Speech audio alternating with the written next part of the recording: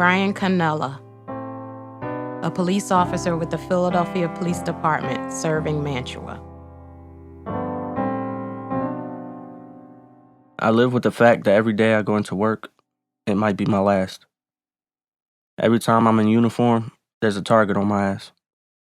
I hop in a bright white car with blue and red lights and drive while people stare, thinking the next person I stop might be the last face I see, but who really cares? Public just sees the uniform, not the person beneath it.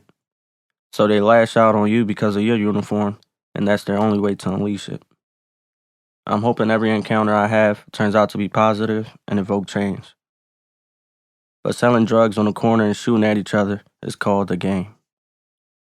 Thinking just let me teach you how to get out of the games so things won't stay the same.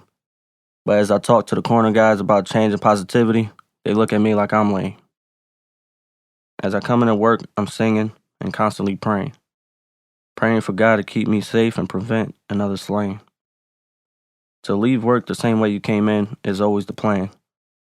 But do we really come back the same after seeing gunshots kill a man? Example, driving down the street and in front of you, you hear gunshots ring out. Instinctively pursue the shooter all alone without a shadow of a doubt.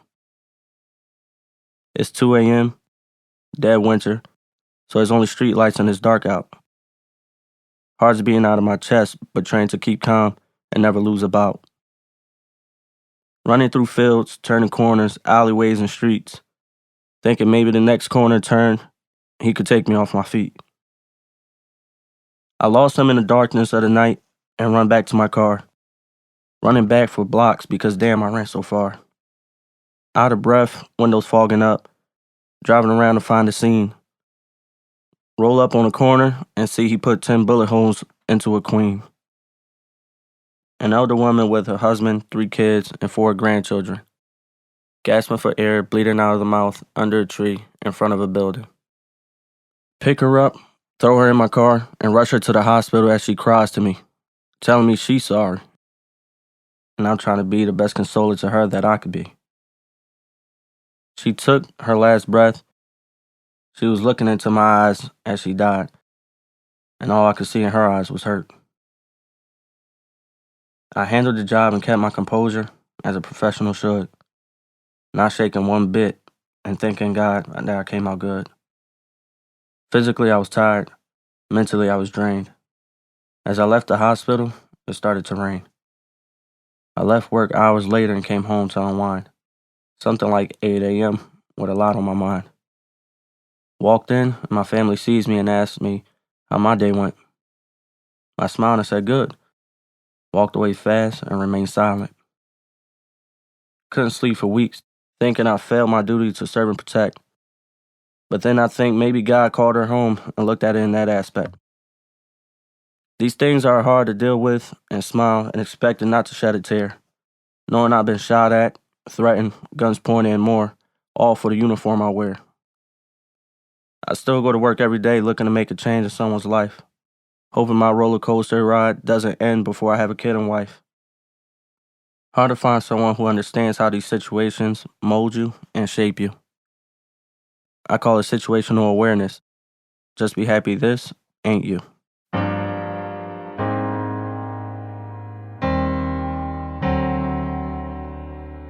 After this situation happened, I wrote the poem the same night. I just obviously couldn't sleep, but I was like, man, let me just start writing this thing down. And that's how this poem came about. And it literally took me maybe 10 minutes. I never exposed it or read it to anyone. I kept it to myself as some sort of like remembrance or token. I feel like that night changed who I was. Obviously, we see a lot being police officers, but that night specifically, me being so close to it, and I've seen people before I was a cop get shot at and stuff, but if I would have been 10 seconds sooner, she'd probably still be here. The experience of reading in a group was very tough. It was emotional. The biggest consolation for me was just everyone just being attentive and actually listening, and because I don't talk a lot, I like to stay quiet and be more observant, but when I looked up and see that everyone's just honed in on me and just paying attention almost to every word I say, you guys were like there with me. And you guys were actually listening, not just hearing me, but feeling me. I believe it is lonely being a police officer at times. I've lost many friends that I grew up with just for my profession. I wouldn't say it's that hard to make friends, but you don't trust people's intentions really. You don't know what their intentions are. Once they find out you are a police officer, the whole dynamic changes. So I like to keep it more subtle.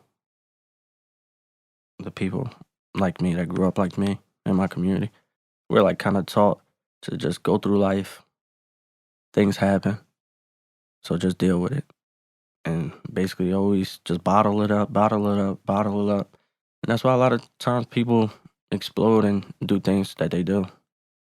Heinous things that they just could have, I believe, been avoided had they had someone to talk to.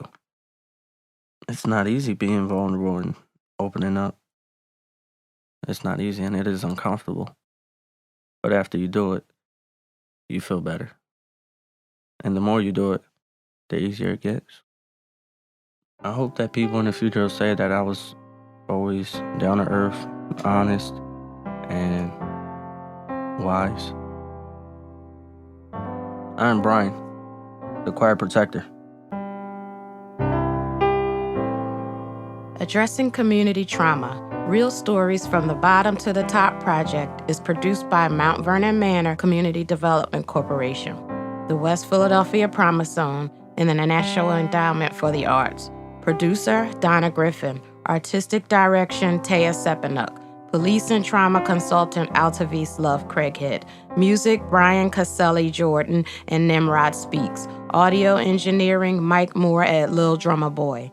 Through storytelling, this project aims to highlight trauma as a public health issue ahead of encouraging participation in community-based emotional support programming to support healthier and safer neighborhoods.